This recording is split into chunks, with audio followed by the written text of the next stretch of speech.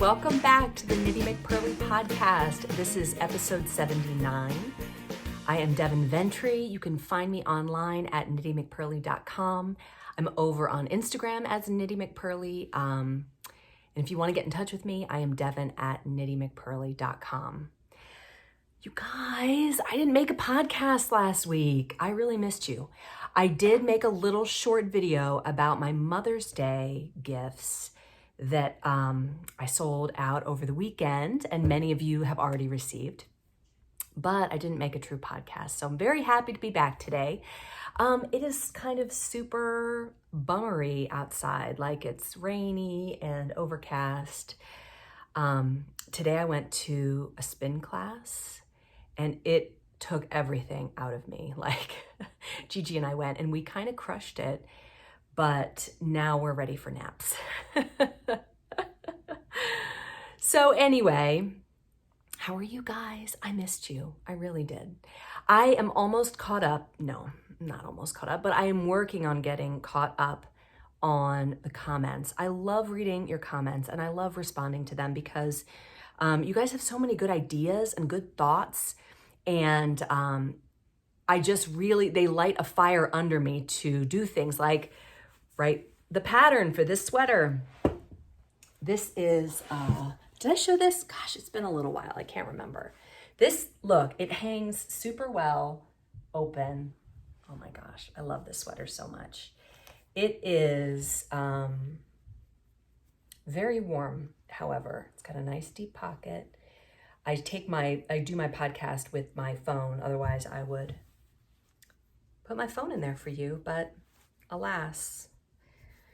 But I just love this sweater so much.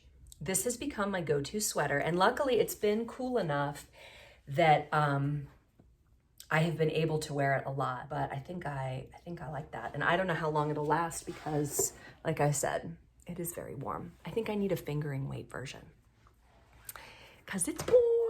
This is the Everywhere sweater. I'm currently working on the pattern. If you would like to sign up to be a test knitter, go over to my website and there's a little thing on the left that says, I think it says become a test knitter or whatever, something like that, something about being a test knitter. So the allergies are still getting me, but actually my exercise class helped this morning. It really is a little bit better after that. My kids are in the fourth quarter. We're just like, you know, May is like the last push and we're kind of done. Like we're kind of like, oh, we're ready to be done. So anyway, my son is downstairs working on math under the tutelage of his father. We'll see how that goes. Okay, progress and shop news. You guys, I've been working really hard. So hard that I actually realized this week, I'm like, I need to take a little break. Once all the Mother's Day kits went out, I just kind of laid down and took a nap a couple times. So I've been taking a little bit of a break, but my Hepburn crew neck in silk that I've been working on in this color, this is it in Fort Lauderdale fingering, and this is in the shop right now, by the way. I have 4 skeins of this left if anybody is interested. This is over in the Kits and Yarn tab. But my silk one that I'm working on in this color, I just kind of set it down because I don't know why. I'm not motivated to work on it right now. I don't know if it's because I've already knit this sweater. It's for the Hepburn sweater that is currently with testers. And these people are fast. Oh my gosh. The testers are like, yep, got through the short rows and the shaping in the back of the neck, and now I'm working on the rat, and I'm like, oh my gosh, like they're crushing it. They're absolutely crushing it. I think a lot of them are making the crew neck version. I'll put a picture up here. This is it with the turtleneck version in case you haven't been following the podcast. This sweater is with the testers and it will be published on, I think, June 18th. So anyway, that's what I've been working on, a crew neck version for myself, and it's just kind of been sitting there. I can't seem to get motivated.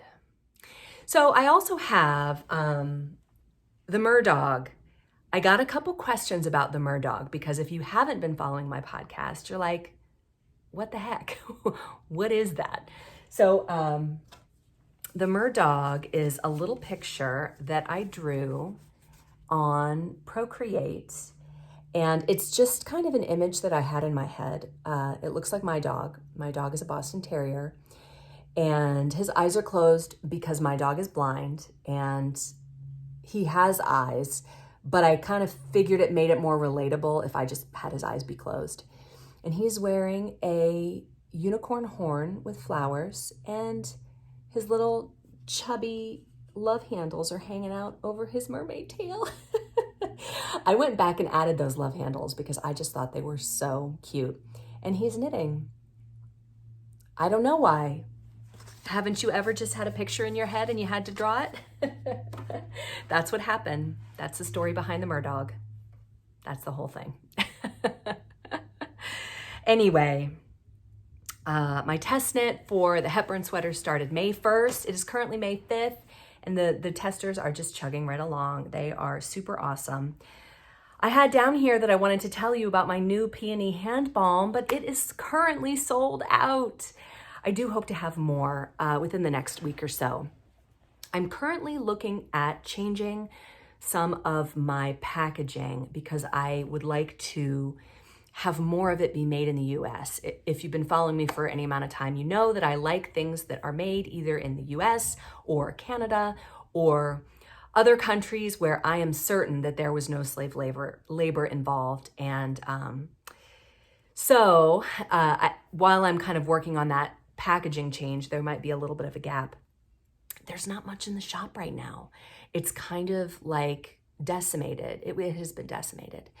So that's great. But also I wish I had stuff to offer you guys. So it is Mother's Day weekend. Happy Mother's Day, moms. The hand balm is great. In fact, it has shea butter. Did I talk about this last time? Shea butter and coconut oil and olive oil. I did. I talked about it in my Mother's Day video. And then I deleted it once they had sold out because that's just not nice to have a video about something you can buy when it's all sold out. So shea butter is anti-inflammatory, coconut oil is antimicrobial, and olive oil is also an anti-inflammatory, and it has lots of vitamins. So I've been putting it on my hands just to kind of heal up the little cuts that I get. It's gonna be a back and forth kind of thing, I think. Isn't this top cute? So I have been putting that hand balm on my hands a lot, and it has really sped up the healing of some of my boo-boos. At first I thought it was just the emollient qualities, like, you know how like Vaseline will help healing? But as I looked it up, I found that all these ingredients in the balm, the shea butter and the olive oil and the coconut oil, are healing. And so I was like, great, awesome. Miracle salve, here we come. And olive oil even has an SPF of 8. Who knew? Dryer's done. Who knew? My father-in-law has often said that when he was a kid, they used to just rub olive oil on them and go out in the sun. And you think, oh my gosh, like now we're smothering, the SPF 50 on people, but olive oil really does have an SPF. Who knew? Surprise. So, in addition to the Meadow colorway being available in 4 skeins, I also have a few skeins. I think I have 2 skeins left of the Breakfast at Tiffany's colorway. And I was aiming for the Tiffany box. I think I think what I hit on is maybe slightly brighter, but it's pretty, right? It's kind of blowing out a little bit in the non-sun. How can something blow out when there's no sun? I don't know. But I have a couple skeins of that in the shop. And I also think this lone skein of, this color's called Knitting Needles. Isn't that great? So apropos. Okay, so there's one of those in the shop too, if you wanted to go take a look at that. Okay. Advent calendars. If you have not gotten an advent calendar yet, advent calendars are still available in the shop. I'm hoping that they will be available for a little while. They are still selling on a daily basis, and I made a lot of them, but they will run out eventually. So if you want to get an advent calendar, go to my website and click on that, and those will ship out in October. We're doing DK weight yarn. The pattern that comes with it is for winter accessories. Of course, you can make whatever you want, but if you want to follow along with us, then that patterns is for winter accessories. So I have been working on my pattern for the Everywhere sweater. I just showed that, but it is fabulous. I feel like I need a fingering weight one. How awesome would it be to make one that is just mohair? Wouldn't that be awesome? It would be like wearing a cloud, wouldn't it? Because this is a bulky held double with mohair. So this is a really, it knits up super fast. But I think that if I made one that was just mohair, knit with larger needles, it would be holy. Just a thought. I don't have time for all the things I think of, but I love the idea. Okay, this week's topic of the week. This is kind of a perennial problem for knitters. There's the fun knit versus the classic garment.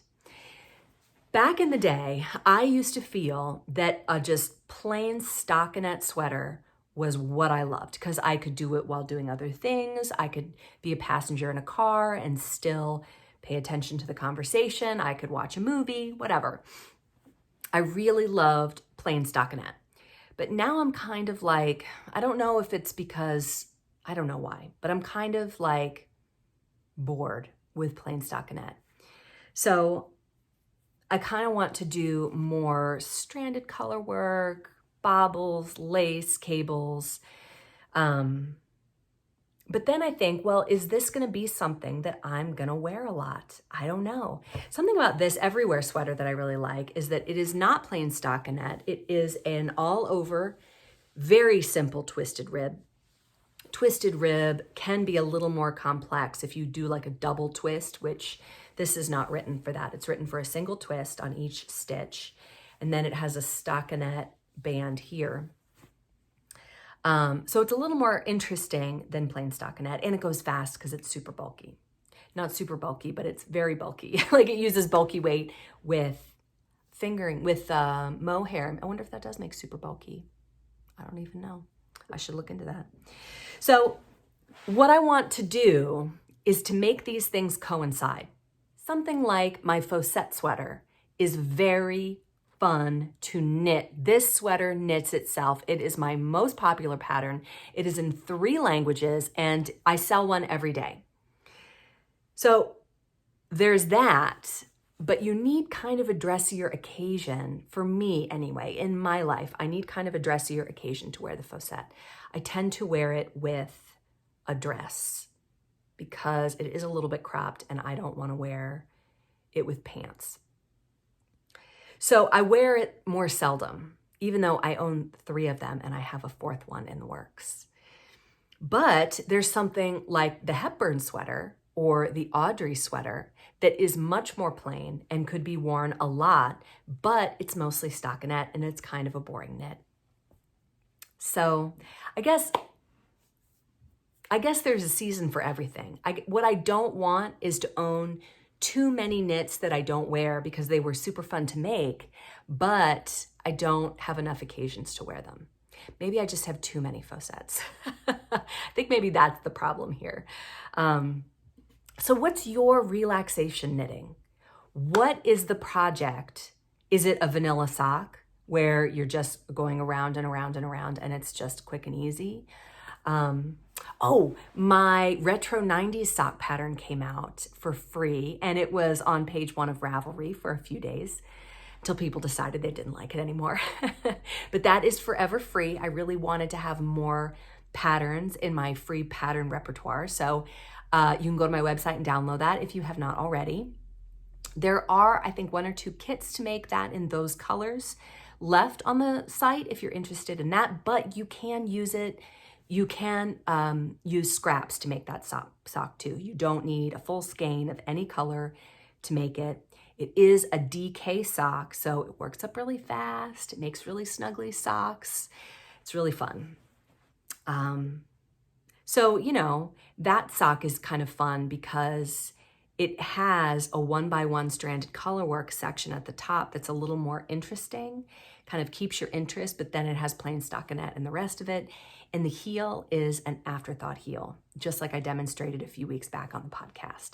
I should put up a video of just me cutting an afterthought heel because it's super easy to do. It's so much fun and easy. I feel like I'm a little bit scattered. I still am not feeling 100% myself. I'm at like 50%. The workout helped, but just kind of sitting here, I can feel my sinuses like congealing. So anyway, all right, moving right along to word of the week. Before we get into our knitting word of the week, yesterday, my husband came up with a new word and I was like, I think this word could totally catch on. So he works from home and yesterday he lay down on the couch just to close his eyes for a few minutes during the workday. And, he was just taking a break or whatever. So he lays down on the couch. 2 hours later, he gets up and he's like, did I just sleep for 2 hours? He was like, oh my gosh, how did that even happen? He goes, I am nap shocked. So we decided that nap shocked is a word post 2020 pandemic that describes when you're working from home and you just close your eyes for a minute and then you wake up 2 hours later and are like, what happened? Do you think it's going to catch on? I think maybe if we get the ball rolling, the knitters can really start this one and we can make this catch on. But anytime you sleep longer than you thought, nap shocked. Do you think it could work if you sleep past your alarm? Or do you ever wake up? Sometimes this happens to me and I look at the clock and I'm like, 5:30, okay, I'll just lay here awake for another minute. And then you wake up and you're like, 7 o'clock, no! Nap shocked. Although that's not really a nap. That would be like wake up shocked. I don't know. No, because it is like a little tiny nap, right? Okay. Moving right along to our actual knitting word of the week. I wanted to talk about DK because I've been thinking a lot about DK. I've been working on my advent calendars, which are in DK weight yarn. DK stands for double knitting or double knit. Now, double knitting as a technique is where you knit a double-sided fabric. You knit like a two thicknesses of fabric and it's different on both sides. Nathan Taylor of The Sockmatician is famous for this. He does a lot of double knitted things. But the yarn weight, DK, means something different. And I was just curious, why is that called double knit? So here's why. It used to be that you couldn't get 10 different thicknesses of yarn. There would be much fewer. And yarn that was very common was sock weight yarn or fingering weight yarn, which we're going to talk about that in a minute too. Fingering weight yarn is something you could come by easily because that's what you use to make socks. If you wanted to make something thicker than a sock or a fingering weight knitted thing, and you wanted to hold the fingering weight yarn double, then you would get double knitted yarn. So basically, DK yarn is double a fingering weight yarn. It's where you hold fingering weight double together and you get DK weight. Who knew? So then I was looking into the word fingering for a yarn weight, which is kind of a weird word. Some people don't really like it. And I found that it has nothing to do with a finger. What it has to do with is the old French fine grain, F-I-N, grain, like the yarn is a fine grain, it is a thin yarn. It's basically a corruption of that fine grain fingering. Who knew? It's like goodbye, right? Goodbye used to be God be with you, and then it over time evolved into goodbye. Who knew? So now that mystery is solved. Okay, moving right along to knitting fantasies. This week's group of knitting fantasies comes from Cheryl Beckrich of Wise Owl Knits. Hi, Cheryl. Cheryl has contributed a knitting story a few weeks back. She's coming to my retreat, and I just learned that she designs knitting patterns. I don't know how I missed that, but I did, and she does. So she came out with a pattern called the Celtic Swan Show. I'll put a few pictures up here. And this is a bulky knit, and it is adorable. It's a total swan show. Like, it's got the, extra long yoke, and it has all these amazing cables, and it was so pretty. And my lovely friend Tabitha of Murder Knits also knit this as a test knitter. I just thought it was so pretty, so I went to go look it up. wiseowlknits.com, in case you're interested. If you go to that website, you'll find that she has a whole bunch of patterns. So I picked out a couple to include on this segment. My first pick is the Celtic Swan Show. Bulky weight, just came out. I think there was a discount, but it has expired. But do we need a discount? It's like a $7 pattern. My second pick is the Aspen Pullover. This is a worsted weight pullover, and it has really cool color work, leaf-like motifs kind of at the top. It uses a provisional cast on somewhere. I don't know where that is. I just saw that in the directions it mentioned a provisional cast on, and it is worked with stranded color work. It looks like some of the floats are kind of long at one point, but whatever. You can pick them up or you can not pick them up. You can do whatever you want there. My third Cheryl pick is called the Stars and Stripes Shawl, and this one I think is fabulous. It's very American. It's got the red and white stripes. The blue section looks like, I couldn't quite tell, but it looks like it has a star lace motif on it, and it's just awesome. I think it is a sport weight, but I couldn't quite tell. So yeah, I thought that shawl was just fabulous. And my last pick is the Samantha hat. She has a lot of hats. I just picked one that I liked, and this is a worsted weight hat.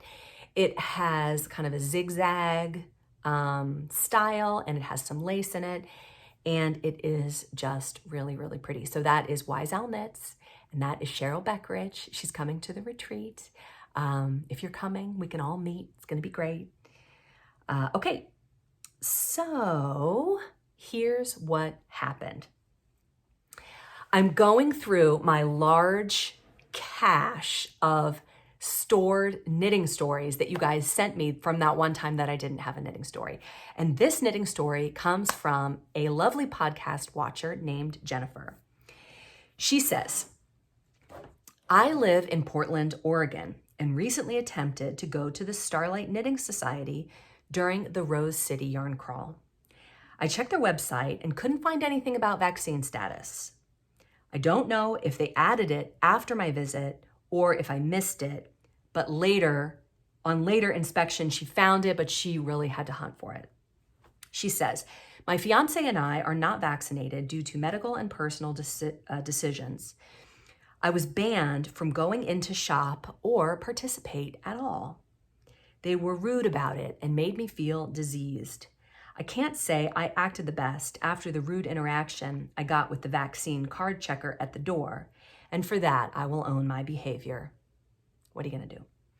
The yarn crawl had set that precedence. So I was banned from shopping in any yarn store in the whole metro area, essentially. I tried to before I just gave up. It wasn't really about the yarn. I'm sure most of us have quite the stash at home, myself included, and I'm not someone who has a large budget. I saved a fair amount to spend. She says that it was a fair amount for her. I don't drive. I took an Uber, which was over $30, and wanted to touch and look and pick yarn with other yarny people, and that was really taken from me. So I took my budget, plus some allowance from my fiance for a self-chosen anniversary gift, and spent it all on canceled yarn dyers. I had purchased from several of these terrible, hateful people before, and they have always treated me very well. She says, including myself. So thank you so much, Jennifer. I hope I always treat everyone very well. It has mostly been online, but it is some of the best customer service I have had. That does not surprise me at all. I wrote a note to each store I patronized and let them know that I was taking my yarn crawl money to them. Chicken Lady Fiber Arts was someone new for me to purchase from, but I love politically incorrect knitters, which is how she found me, and I figured I'd use their code and try her out. Lynn posted my note on the company Instagram, and I got an outpouring of love from my knitting community.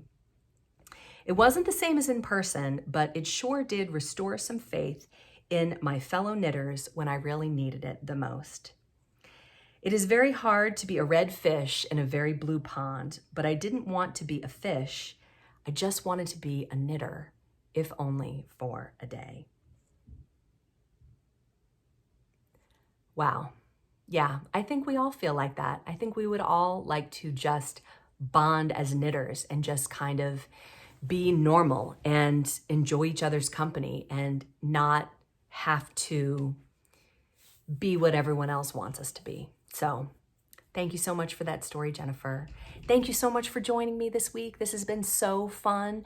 I am planning on having Charlotte learn how to knit on the podcast. It does take, I do kind of have to psych myself up for that, but I will do it. So go grab an advent calendar if you have not already. And thank you so much for watching, and I will see you next week. Bye. What's up, Char? Not feeling good? Nope. Why don't you go lay down? Had enough of that? I want to lay in your bed while watching my tablet. I'll be quiet. Okay. Go ahead. Thank you for saying yes. But close the door first. And okay? no more bloop. There's the bloop.